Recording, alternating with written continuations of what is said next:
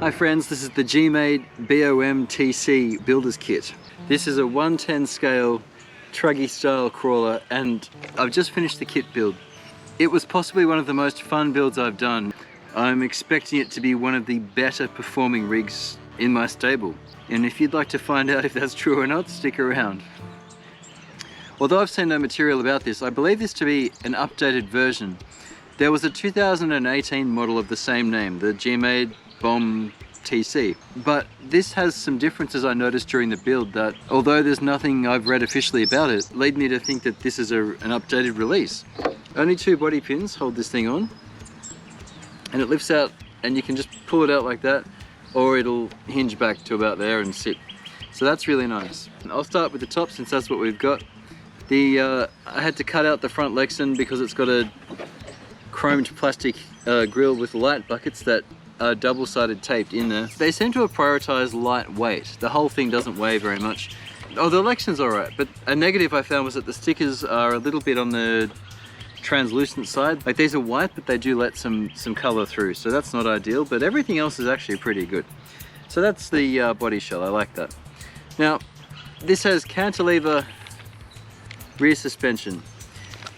It has a stock built-in overdrive to the front of either 14% or there's an optional 22%. I think the 14% is going to be pretty good. The tires are quite nice. They're a lovely pliable thing. It's the GMade MT1904. They're a 4.75 tire. They're actually pretty wide. The wheels are plastic single piece non-beadlocks, but I didn't want to glue these nice tires, so I've grabbed the Sendero plastic beadlocks yet again. They actually look very similar to the whole shot style wheels that this thing came with, except they're beadlocks. This thing takes up to 6S, believe it or not, but that's thanks to Holmes Hobbies, the 80 amp continuous brushed speed controller. It takes up to 6S, and I've paired it with a 40 turn 540 3 slot from Holmes as well. It's the Torquemaster Expert. They both could run 6S, but I'm going to run them at 4S. And I'm also using the 18 kilo low voltage servo. This will probably want a stronger servo at some point, but given this rig is so very light, with 4400 milliamps worth of 2S battery, the whole thing weighed 2.8 kilos. This is a very lightweight truck. It's actually similar to the Sendero, which is lighter than the other trucks, which is nice. We have beautiful solid drive shafts. They are plastic, but there's very little left to space. They're lovely and solid.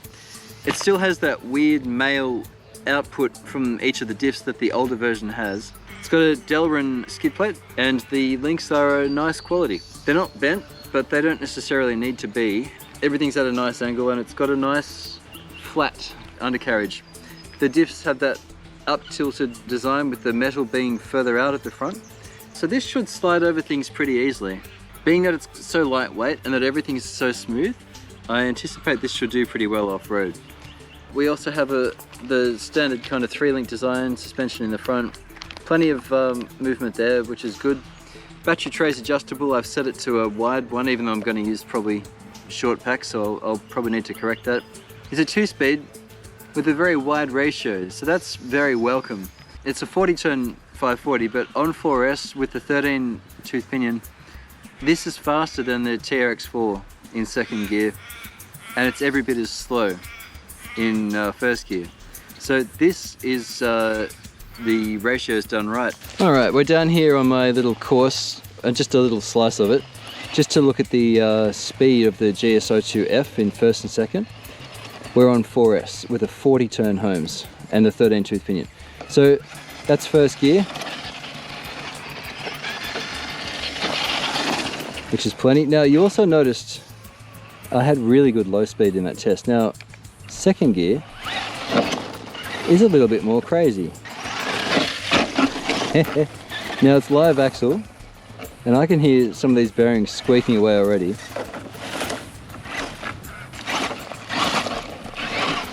This thing comes with a slipper, but I bolted it right up. For a crawler, this is pretty good. Look at that!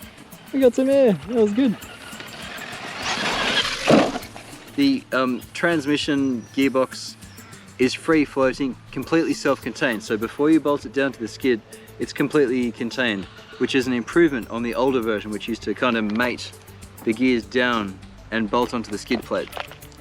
That was 2018. The 2021 version is completely separate unit, and it's well put together, so I see no weakness in that. And they're all metal gears. The only Delrin gear is the spur gear, which is actually what you want. Everything else is metal, and it's really nice. They're straight cut teeth in the diffs. Another weakness of this is that the pinions are held on with little C-clips.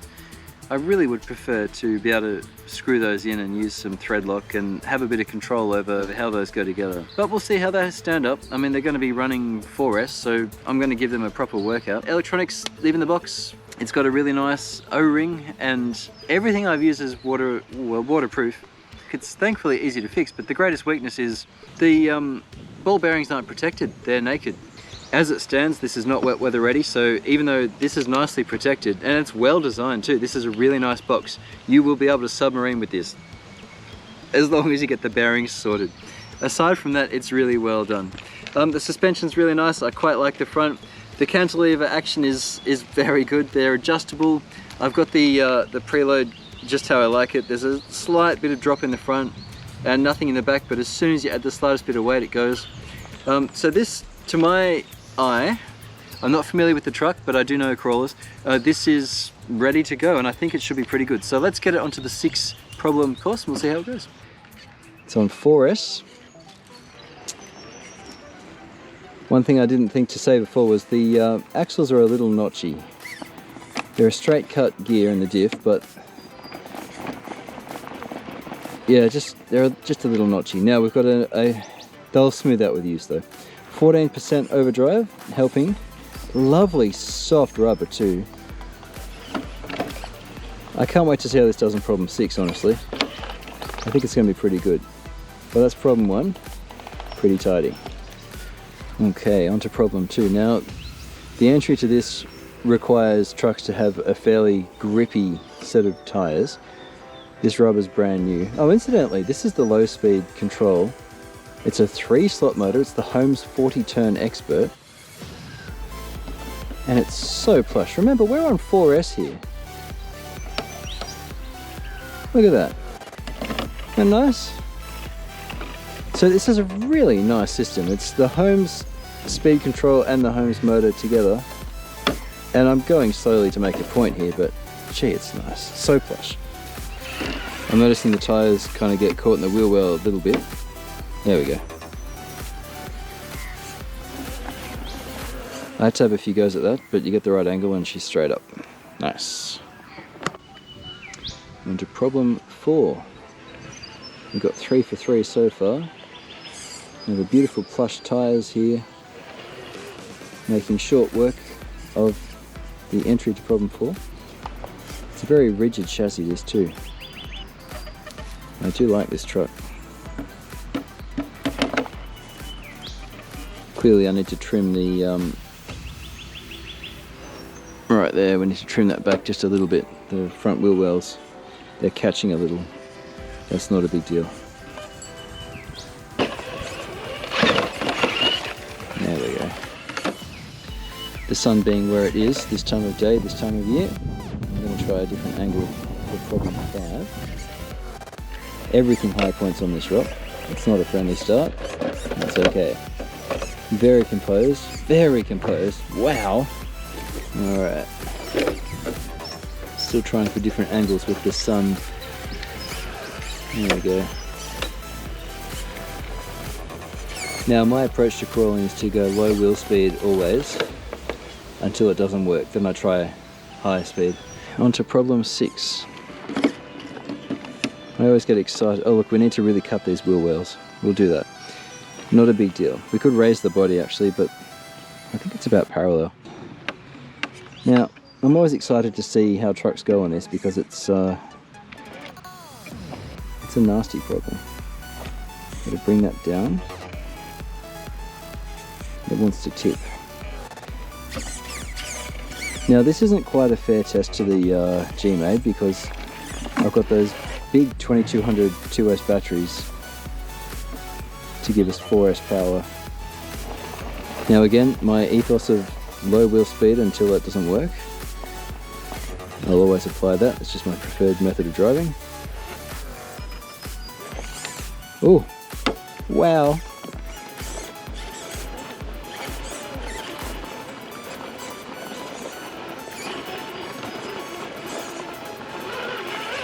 Oh, that's the end of my channel. Close it all down. Just did all 6 problems, and it made it look easy.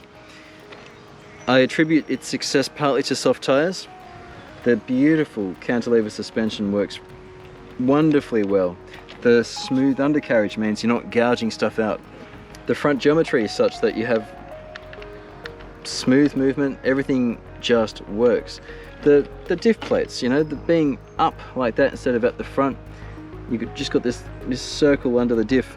All these things add up to a truck that's going to be quite durable. Now, in the face of that, these things were catching a little, especially the back of the front wheels.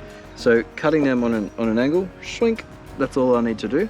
The mirrors will not last too long. I don't expect either. They're going to break off, so I might just remove them before I snap anything. But really, that's about it. Now, as far as what I think it needs, it wants slightly heavier wheels than just the plastic. A little bit of weight wouldn't go astray. But look, overall, this is a really nice vehicle, and I can't wait to do more testing with it. But so far, with the Overdrive out of the box, the motor relocated to the front, just its overall design, love it. I really, really like this truck. To the few of you who are recommending this on my channel, thank you for putting me onto it. I really, really am glad for that. So keep telling me what you think. You are listened to, and I can't wait to discover more stuff, and I'll share my findings as we go. So thanks for joining me for this review, and I'll catch you next time on RC-TNT.